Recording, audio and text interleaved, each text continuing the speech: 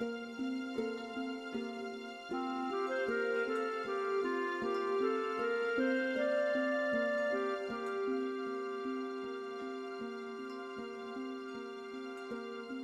happens in every community. I've been in the field for 20 years, and it happens in every block, every community, every city, every town in Texas and across America. There is probably not a place that I'm aware of that abuse does not take place. It's everywhere, and the sad thing is that most people think not in my hometown, or not next door, or not in my neighborhood. It is not restricted to one certain population at all. We see all ages of kids. We see kids from different ethnic groups. We see kids from wealthy families and poor families and middle-class families. This is really a problem that knows no boundaries and cuts across all lines. The stereotypical child abuser is not the little dirty old man hiding in the alley waiting to snatch an unsuspecting child off the street. It's the opposite. It's someone who typically would be described as he loves children or she loves children. In our child abuse cases that we prosecute, usually the perpetrator is someone that the child knows, usually someone that is either within the family or within the close family friend network.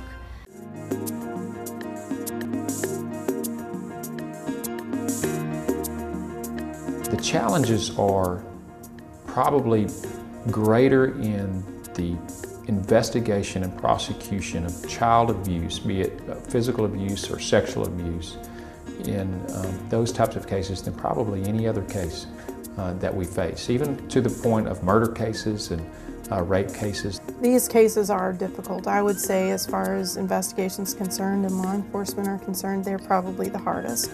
You're dealing with a statement from a little kid versus some grown-up who just had their car stolen. The details of what they remember, they may not want to talk about.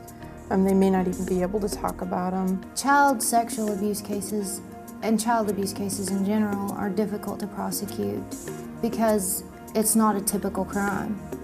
Number one, it's a crime of secrecy.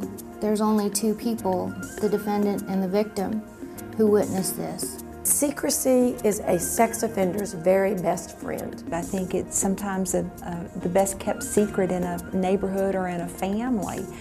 And those kids, they're scared to tell, they're scared to talk because of the fear that their loved one is going to be taken away from them or they've been threatened. So it may be a while before that child comes forward. These kids may not present with actual physical injuries because injuries heal. So looking for that evidence is really tough. With child abuse cases, because of the delay in outcry, many times that evidence has been long gone already.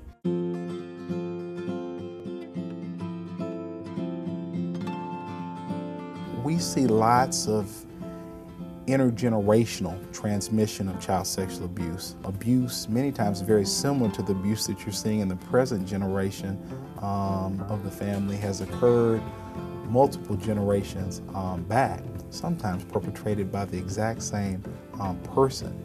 And so certainly a cause of lack of treatment and lack of addressing the issue of child sexual abuse is the future abuse of other children. The basic impact is just increased human suffering and increased rates of mental illness.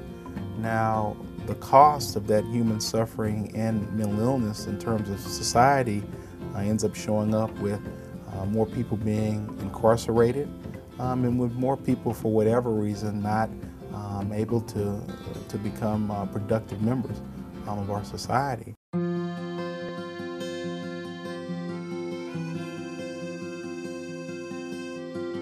Prior to advocacy centers, all of the different agencies, CPS, the police department, the prosecutor, and all these different entities did separate interviews with these small children. And the re-victimization was just enormous. The trauma that exists already is so significant. The last thing you want to do is continue to re-traumatize that child. I remember a case where a little girl had to testify against her stepfather after being sexually abused for a number of years. And she sat back in my office and talked and laughed, and colored pictures, and was just as happy as could be, a little nervous about having to go to court and testify. But when she went into the courtroom and with the very first question asked, "State your name for the record," she put her head in her hands and just began to sob. She could not testify. There were no forensic interviews at that time.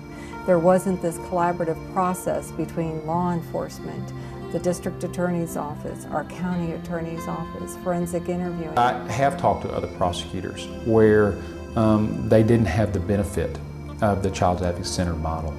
And what you find is that the prosecutions were lower because the testimony that was elicited was not as good. The Children's Advocacy Center model was born out of a recognition that we were failing in many, many ways the way we used to do this work. We were failing these kids and we were failing these cases, quite frankly. We were unable to get cases through our civil and criminal justice systems because we simply didn't have the facts needed to maneuver through those very difficult cases.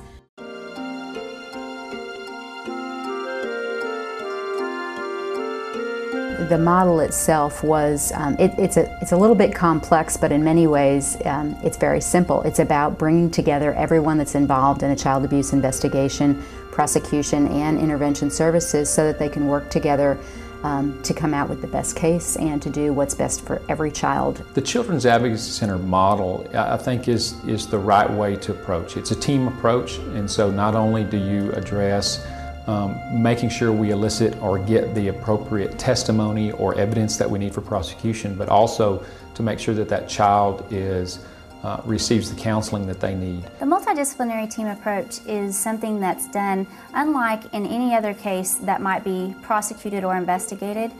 What happens is people from all the different agencies involved in the investigation and prosecution of child abuse cases would come together in a room and talk about those cases, share information, and come to a determination of what needs to be done. So you're meeting with law enforcement, with Children's Protective Services, with mental health professionals, with prosecutors, sexual assault nurse examiners, medical doctors. So it just brings everybody together sharing that information.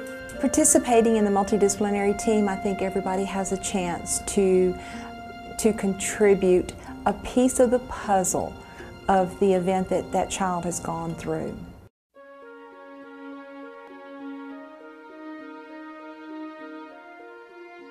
The importance of the forensic interview, I don't think can be overstated. In many ways, a forensic interview is going to act in a prosecutor's case the same as an adult sworn statement. You have interviewers who are trained in child development and what questions are appropriate to ask, how to ask those questions in a non-leading way that will get the most information from the child. We want to limit the amount of times that child is questioned so that the defense oftentimes can't question whether or not that child has been coached through a series of questionings that they've been trained to elicit some response that somebody has abused them. It allows for getting more of the details that help us to actually determine what has really happened to the child, and get into the truth about the allegation is very, very important because it's a serious allegation. You have to make absolutely sure that the child is telling the truth. So on both sides of the equation, whether it be a defense attorney or a prosecution, you want to make sure that there is value in the testimony. So you've really got to spend a lot of time making absolutely sure that the child is not re-traumatized and yet at the same time is telling the truth. In this environment, in a child advocacy center environment, you can make both of those work well together. With the Advocacy Center model, not only are we able to conduct the forensic interviews and have those statements recorded, we're also able to provide support services through counseling that will help the child from the beginning of the system to the end of the system.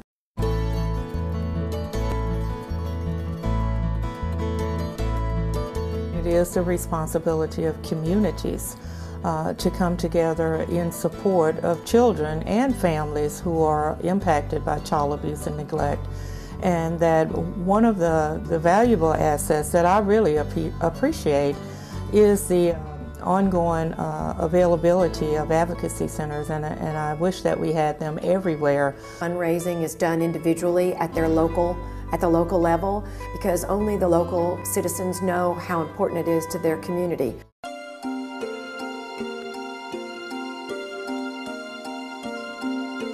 The positive side of things is that the kids, especially the young kids, are tremendously resilient. If you just get them into a safe home environment, you provide them something in the way of psychotherapeutic services, many times they can be just fine. Sometimes these cases are generational, and it takes the strength maybe of a child to come forward so that it can open up the door for everyone else. Wish we had one of these in every county, because it makes a big difference on how children feel when they walk out the door. I've seen a lot of come in the door for their psychological services after everything's gone to court and investigation's been complete, and their demeanors are completely different. They're cheerful. I'm an advocate in the legislature for the Child Advocacy Center model because I've seen how it works.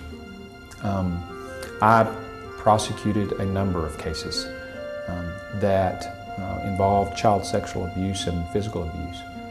You know, and as I look back, I realize that there are people in prison today that would not be in prison if it weren't for the Child Advocacy Center, and appropriately so. There are children who are in safe homes today because of the Child Advocacy Center that would not be in a safe home today. There are children who have a future today because of the Child Advocacy Center that would not have had that future without that team approach to make sure that the perpetrator was prosecuted and put away, and that they had the counseling and they needed to go on with their life.